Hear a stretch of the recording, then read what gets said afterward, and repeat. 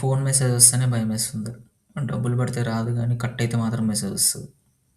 హ్మ్. ఓరిని రూ. 100 కట్ అయింది ఏంట్రా బాబు!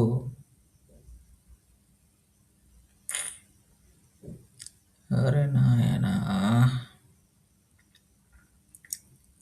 ఏందిరా నాయనా మీరిచ్చే సర్వీస్‌కి, మీరు కట్ చేసే కటింగ్స్‌కి ఏమన్నా సంబంధం ఉందా? మీ మినీ స్టేట్మెంట్‌లో కూడా ఏముండదు. పర్పస్ ఎందుకు కట్ చేసిండో? ఎయ్యగా పైసలేస్తే ఏందిరా బాబు! ఎప్పుడెప్పుడు ఏస్తారా అని ఎదురు చూస్తూ ఉంటారేమో ఈ బ్యాంకోళ్ళు అసలు. కస్టమర్ కేర్‌కన్నా కాల్ చేసి పడేస్తా.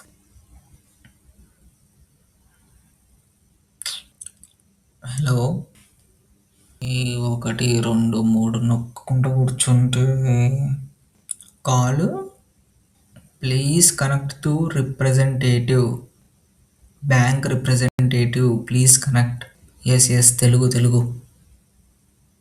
Please connect representative bank representative. Hello hello bro.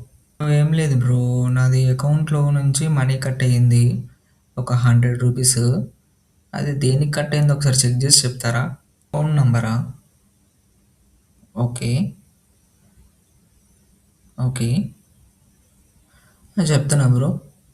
Account number వచ్చేసి 92345669. 69 బ్రో. ఓకే.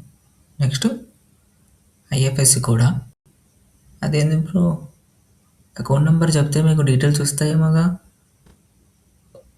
ఓకే. పాస్‌పోర్ట్ కూడా కావాలా? ఏంటి డబ్బులు కట్ అయినట్టు మెసేజ్ వచ్చింది.